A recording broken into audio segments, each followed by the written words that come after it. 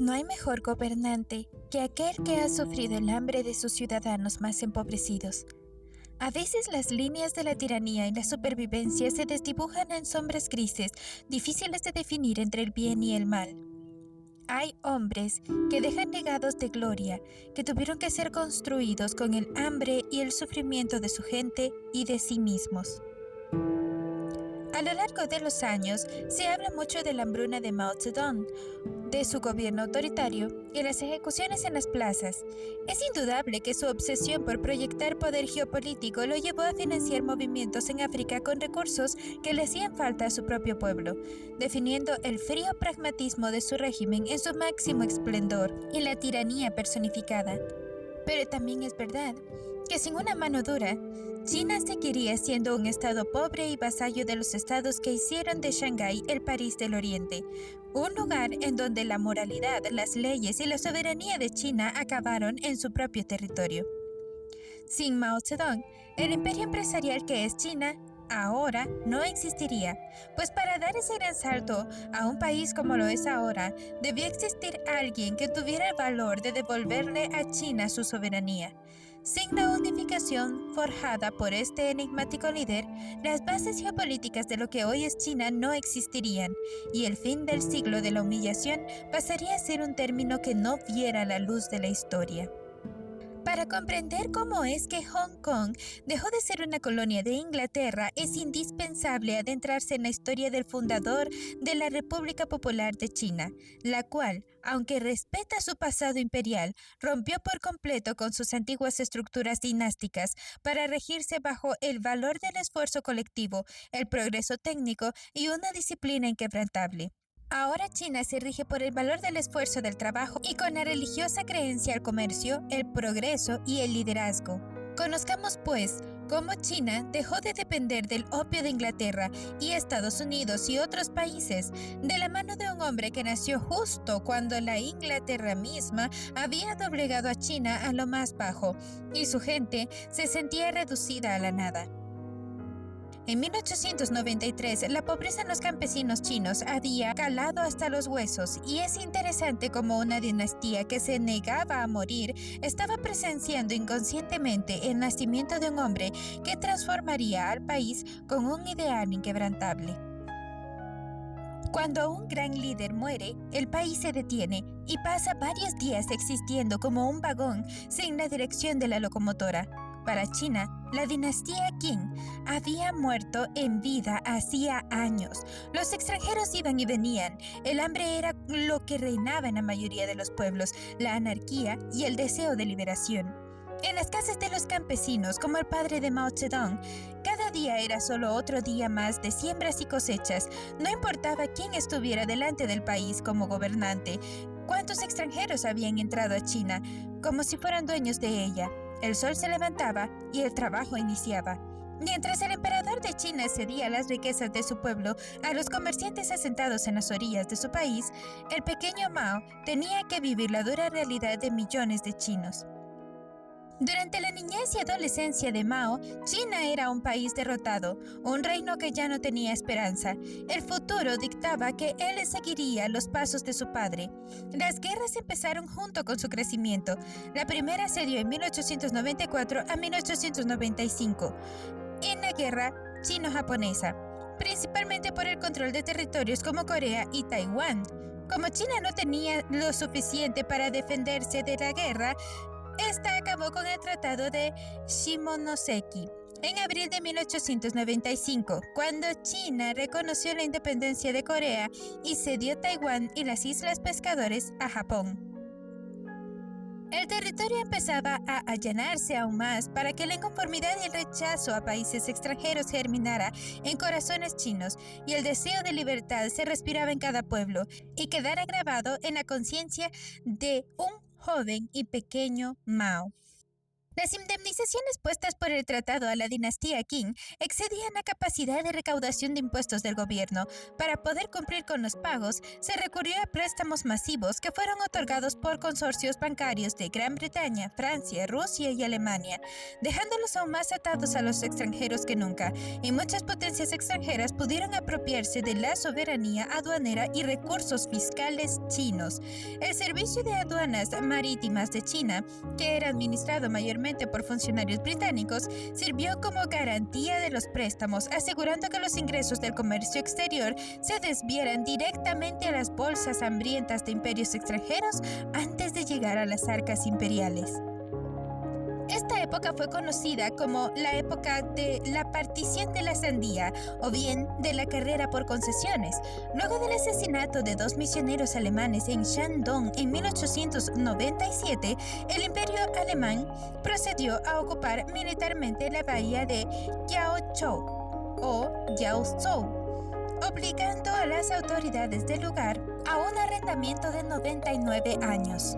Este precedente desencadenó que Rusia tomara el control del puerto Arthur en la península de Liaodong, asegurando un puerto en aguas cálidas. Gran Bretaña forzó el arrendamiento de Wei y expandió los límites de la colonia de Hong Kong, y Francia se adjudicó Guangzhou, colindante a Indochina.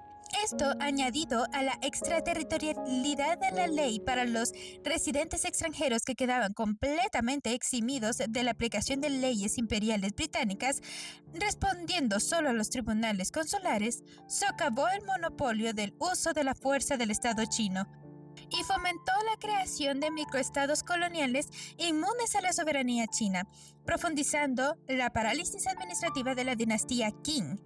Al morir el emperador, la China imperial tocó fondo cuando la viuda Cixi tomó el poder. Una mujer con la realidad alterada, más bien gobernando de facto o regente a la espera de que el heredero más joven creciera. Un acto totalmente fuera de lo común en China. Las mujeres, sobre todo las concubinas, estaban fuera de cualquier ceremonia de la corte imperial china. No podían participar directamente en las audiencias del pequeño emperador, por lo que para poder escuchar cualquiera de las reuniones correspondientes, colocó un biombo para gobernar en la sombra. En 1900, en lugar de prever que sus lujos como un tren para ella sola, por ejemplo, estaban llevando al país a la ruina, y la falta de modernidad y fe en un movimiento boxer era como creer que un superhéroe salvaría a China, respaldó dicho movimiento. Cuando el sentimiento xenófobo contra la influencia europea y japonesa estaba en auge, el apoyo de la regente a un movimiento que devolviera la fe a las antiguas costumbres y glorias de su país se tradujo en el atentado perpetrado por los Boxer contra el embajador Clemens August von Kettler, alemán, y fue asesinado de un disparo. Las 8 naciones que residían en China se unieron en una alianza, llevando sus tropas a ocupar Pekín, en una campaña institucionalizada de pillaje de bienes culturales. Aproximadamente el 80% del patrimonio cultural tangible que se conservaba en los palacios imperiales y templos en Pekín fue robado o destruido. Más de 100.000 personas murieron y el imperio chino tocó fondo. En 1911, el último emperador abdicó y el país fue declarado república. Los uniformes imperiales perdieron su prestigio, las órdenes y las tecnologías eran obsoletas. Los artículos de uso cotidiano se vendieron como antigüedades o chatarra, lo demás quedó en las vitrinas de los museos. Tal caída tuvo también una mejora en algunos aspectos, como el cambio en la vida cotidiana. Se prohibió el vendaje de pies en las niñas, por lo que la nueva generación sería la primera en muchos años de poder caminar con normalidad. Durante esos tumultuosos años y hasta 1911, Mao vivió de primera mano los horrores que siempre persiguen a los estratos sociales más bajos. Para entonces él ya tenía casi los 20 años y podía darse cuenta de que cualquier campesino que hablara mal contra el imperio o se sublevara sería llevado a la fuerza o fusilado. Trabajaba desde los 8 años en los campos, estudió durante 5 años antes de que su padre lo obligara a abandonar los estudios a los 13 años. Pero como un lector voraz que era, Se educó a sí mismo, a como podía, hasta que a los 16 huyó de su casa y de un matrimonio concertado por su padre hacia Changsha, la capital de su natal Hunan. Y ahí fue donde Mao empezó a experimentar las oleadas que sacudían a la sociedad revolucionaria china. Como dato interesante, Mao no se sumergió de primeras a una revolución marxista-leninista desde el principio, como se pudiera creer, sino que primero leyó a reformadores como Kang Youhui y tenía admiración por emperadores anteriores de la época china, también por Napoleón Bonaparte, historias heroicas y demás estadistas occidentales, también por el fundador estadounidense George Washington. La revolución de Xinhai comenzó en octubre de 1911 y Sun Yat-sen fue proclamado presidente provisional el 1 de enero de 1912. El último emperador, el niño Puyi, abdicó oficialmente el 12 de febrero de 1912. Solo 3 días después, el 15 de febrero del mismo año, Sun Yat-sen renunció para cederle el poder a Yuan Shikai, buscando evitar una guerra civil, creando una nueva constitución provisional para dar luz a la joven República China. El viejo mundo de los emperadores se había desmoronado, pero el hambre, el caos de los señores de la guerra y la bota extranjera seguían allí.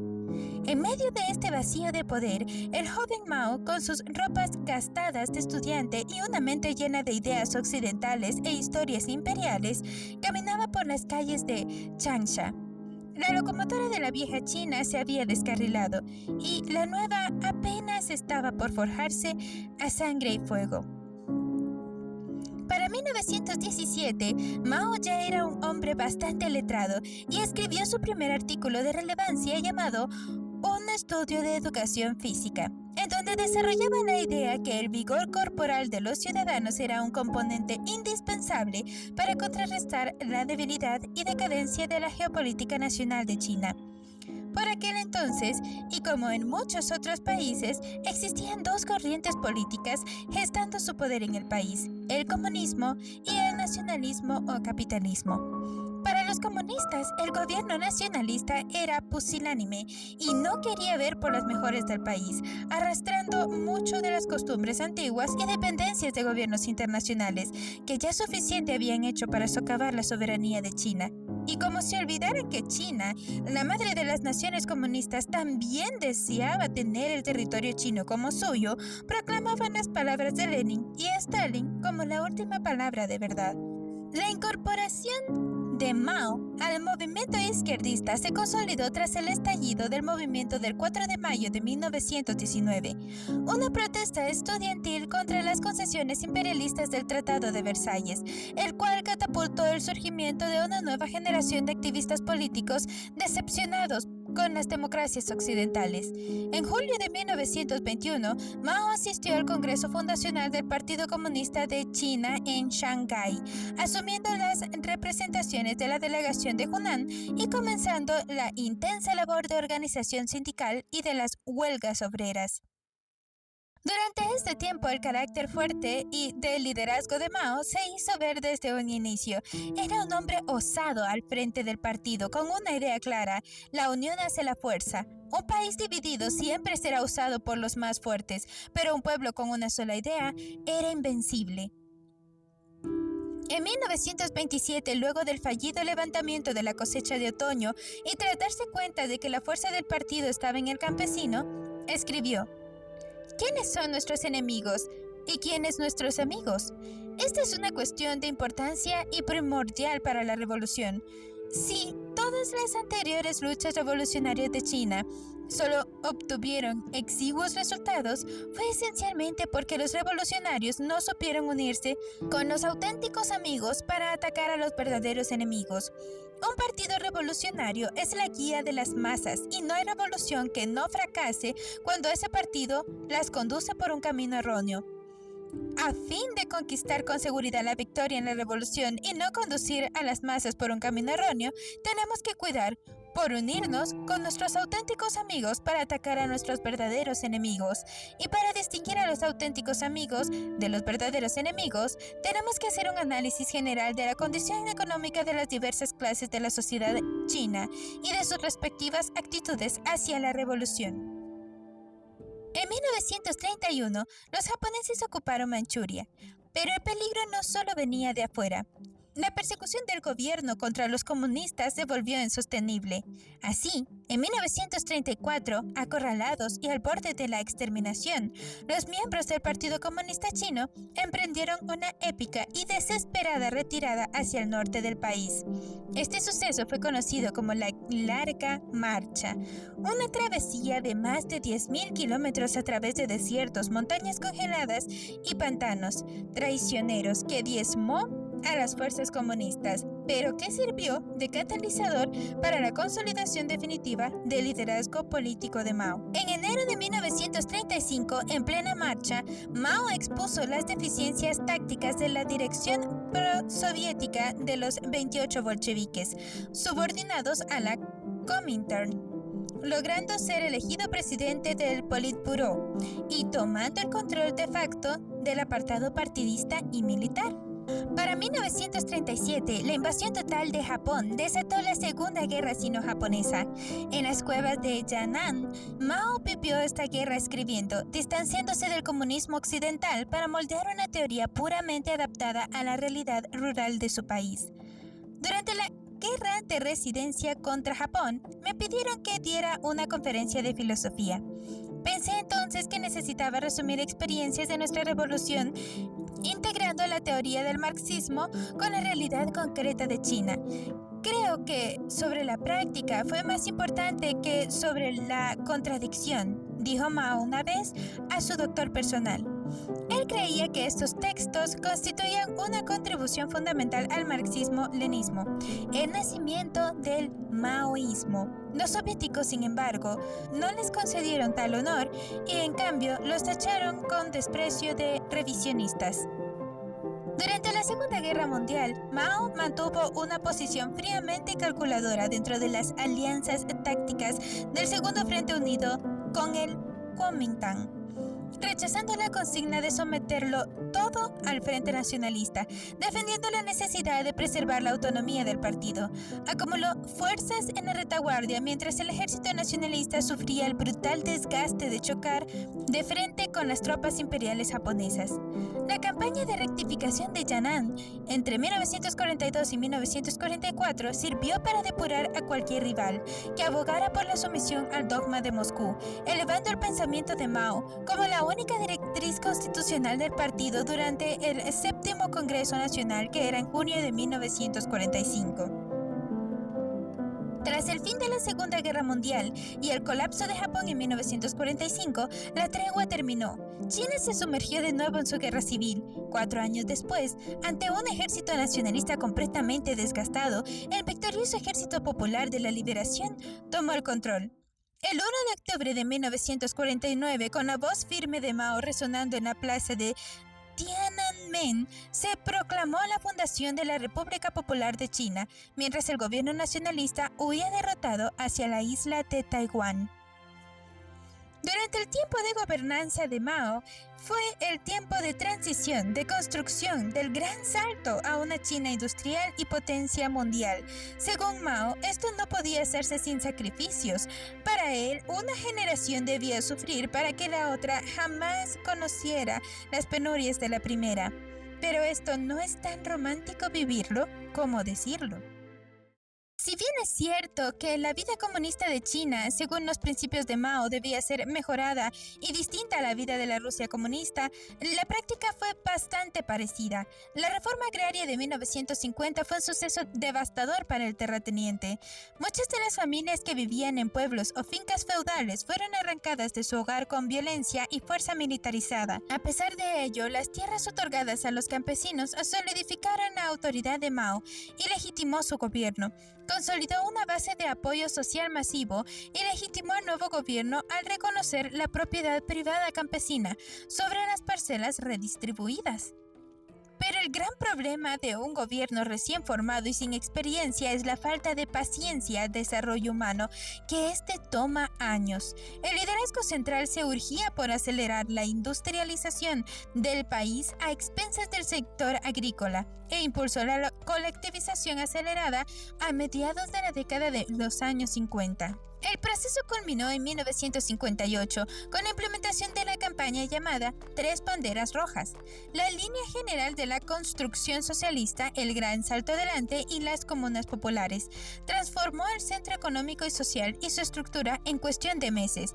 Las comunas se transformaron en un solo cuerpo que funcionaba con miles de campesinos que vivían en un régimen que había abolido radicalmente cualquier vestigio de propiedad privada.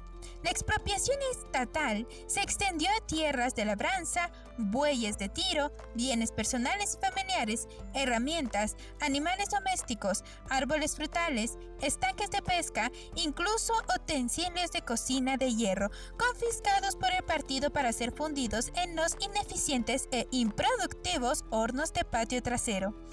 Mao tenía grandes planes para la industria de acero. La producción había sido apenas de más de 5 millones de toneladas en 1957, esperando que el país alcanzara e incluso superara, según Mao, a Gran Bretaña en 15 años. Aunque el resultado inmediato fue de deforestación, un aire contaminado y el acero de mala calidad, la institucionalidad y administración del Estado de China de Mao fue militar.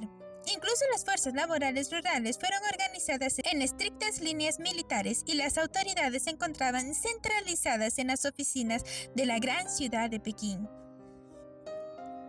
La idea puede resultar conocida si viste mi video anterior sobre los kibbutz que se formaron durante el protectorado británico de Palestina, pues todo era de todos. Los campesinos trabajaban en granjas comunales y la comida era para el pueblo.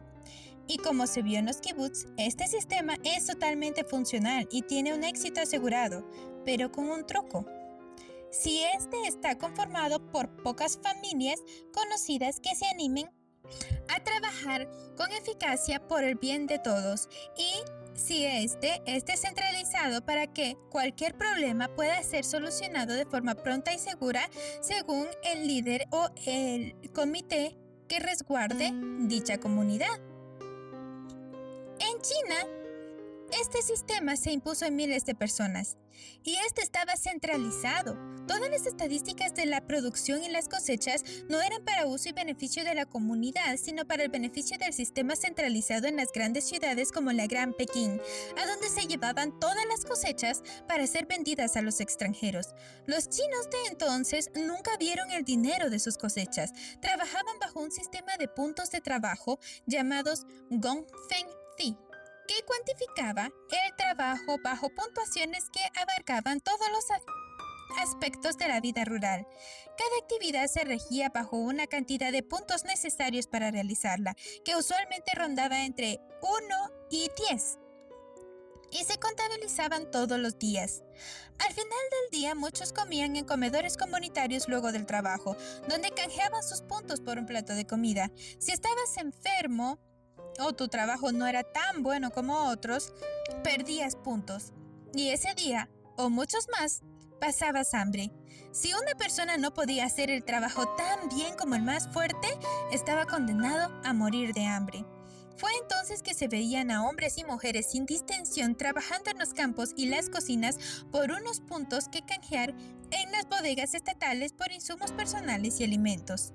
Otro de los mayores problemas radicó en que Mao Zedong y su círculo de gobernantes allegados eran considerados la cumbre de la perfección humana y además personas que debían de ser complacidas para tener un lugar en el retorcido mundo del Partido Comunista, por lo que muchos de los líderes de las comunidades falsificaban los reportes. La cantidad exacta de producción se aumentó en el papel para creer que China sí estaba creciendo a la velocidad que creía el partido era la masiva industrialización china.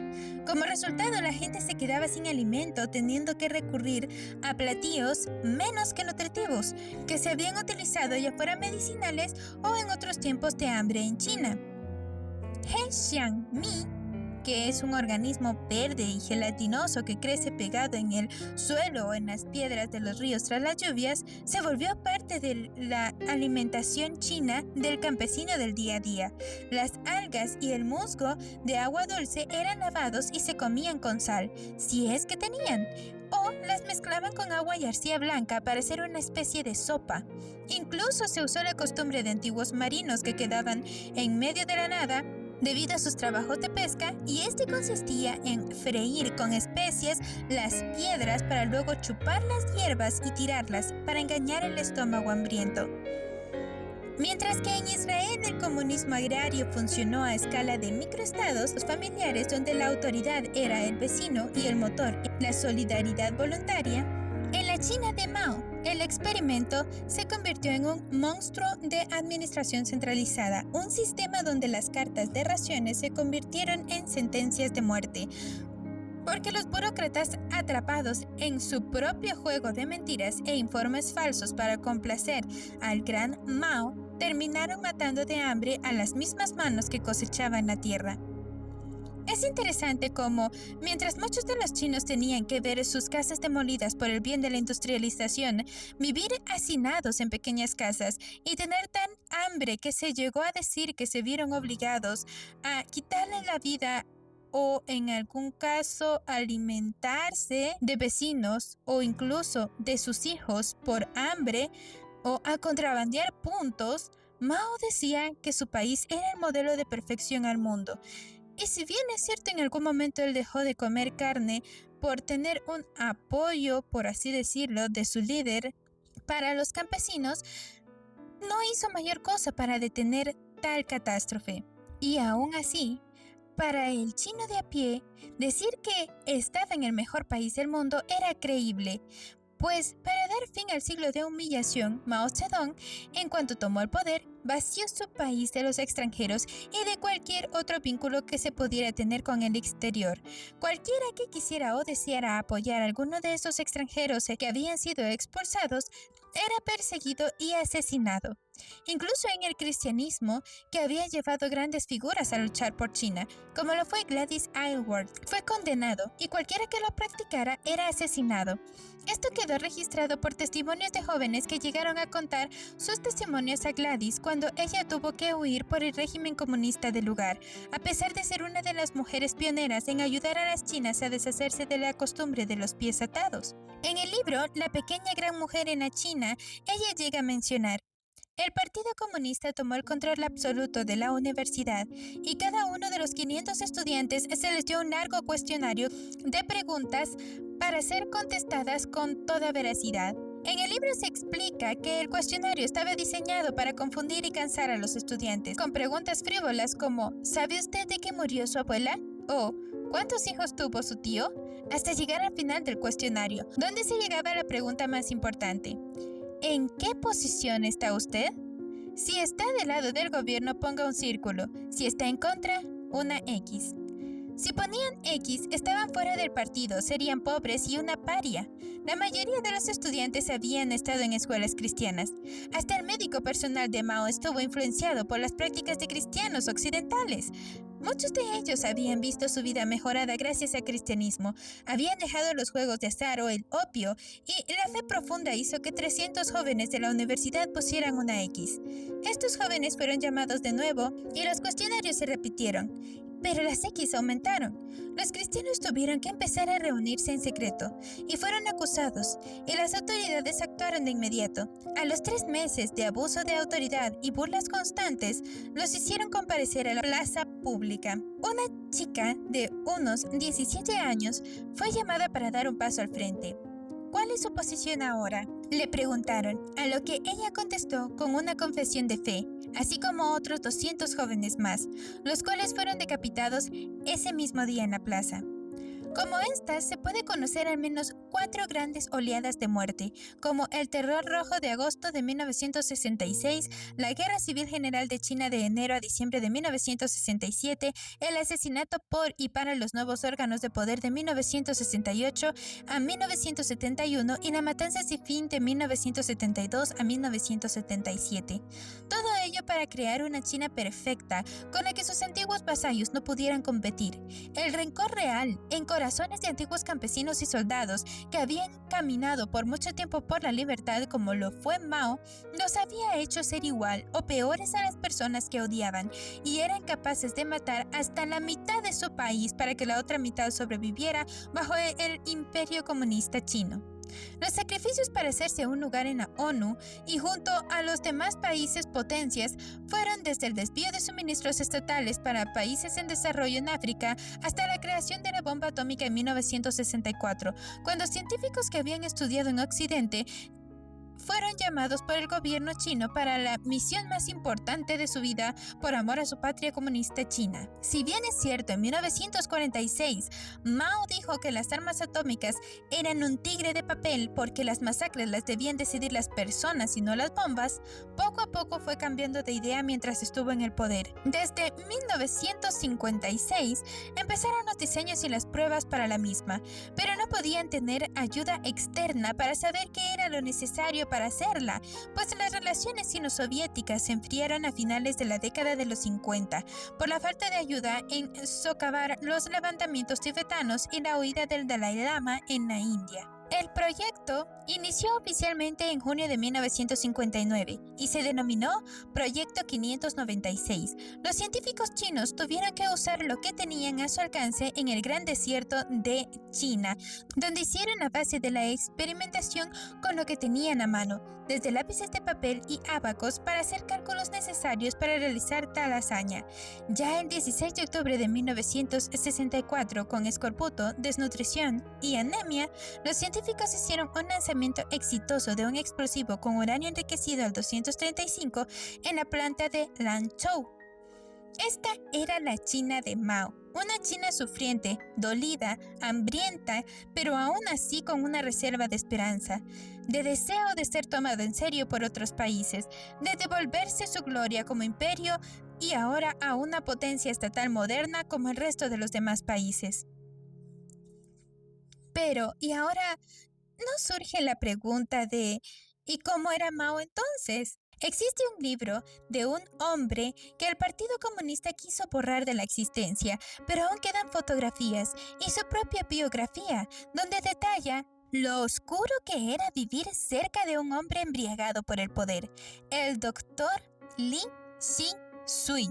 Nos describe en su libro La vida privada del presidente Mao, su rutina diaria por al menos 22 años, que contribuyó a su deterioro y por lo tanto su muerte en 1976. Cuando recién conoció a Mao, para el doctor era su héroe, desde que su hermano había dicho que era el Mesías de China. Cuando lo vio cerca, lo consideró su salvador. Por aquel entonces Mao tenía 56 años, alto, sano y robusto, su rostro rubicundo, cabello negro espeso, frente alta y ancha, su voz potente y clara, con gestos decididos.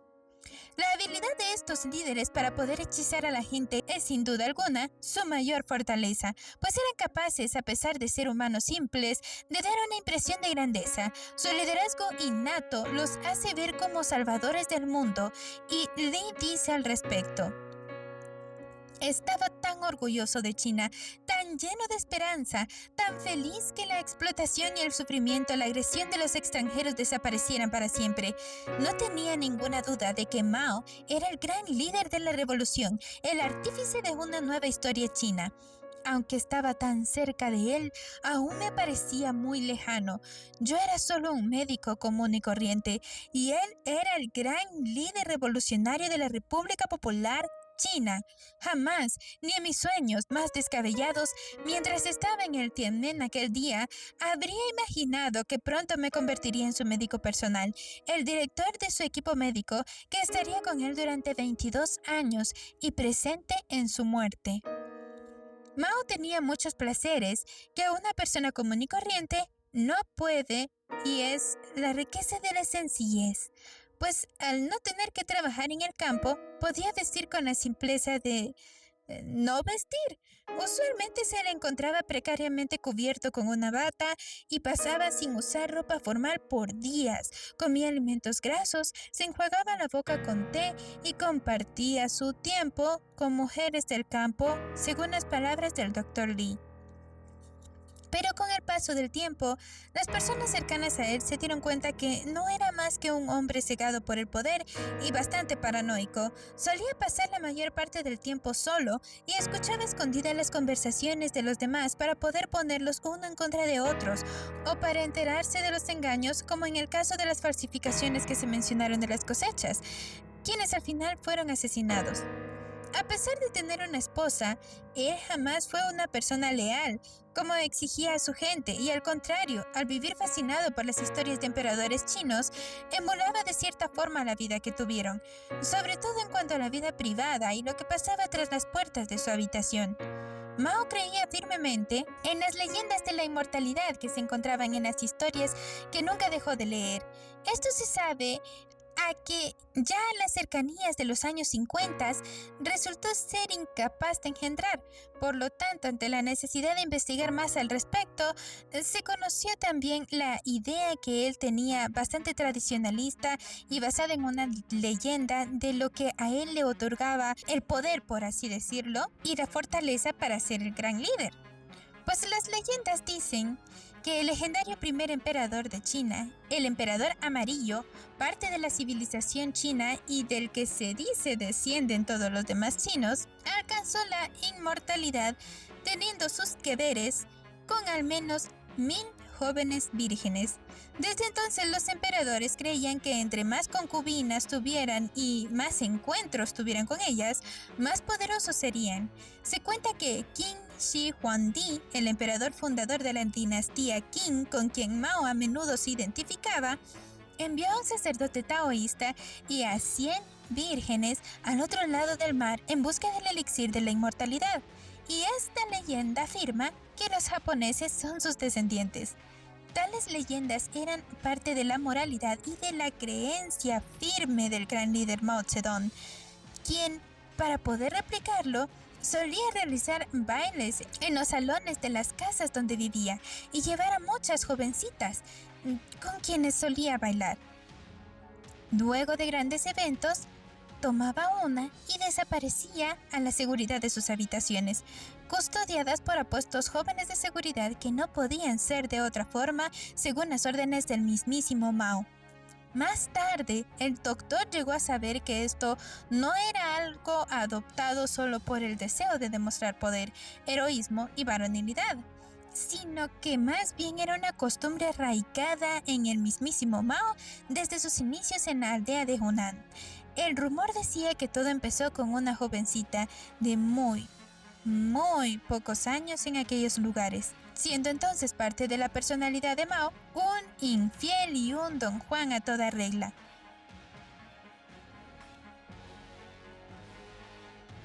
Tan desenfrenada fue su vida que a lo largo de los años llegó a convertirse en una bomba biológica andante.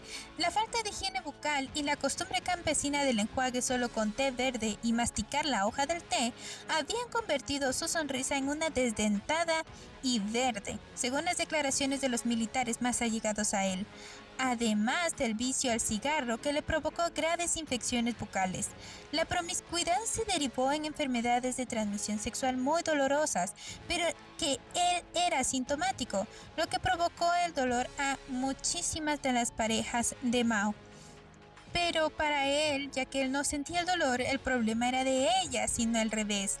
Y ante las peticiones de su médico de ser más higiénico, él se negaba porque decía él se limpiaba en sus acompañantes y solo admitía limpiarse con toallas húmedas, ritual que no hacía por sí mismo, por supuesto, sino con la mano de jóvenes apuestos y miembros del partido, lo cual era muy contradictorio, pues no se podría decir que tenía algún problema con el agua, sino que al contrario era buen nadador. Cuestión muy importante para mencionar por dos razones. Mao era contradictorio. Hacía todo lo que era contrario a lo que decía. tanto como por el agua como por el hecho de que nunca habló ruso, sino que simplemente tenía más interés por el inglés. Y de hecho, para la gente de a pie de la China de Mao, el nadar era cuestión solo de héroes. Durante la crisis de 1966, Mao cruzó el río Yangtze para demostrar que aún era un hombre que podía gobernar. Y a los ojos de muchos chinos, esto fue casi como que si un héroe domara uno de los ríos más importantes de su mundo.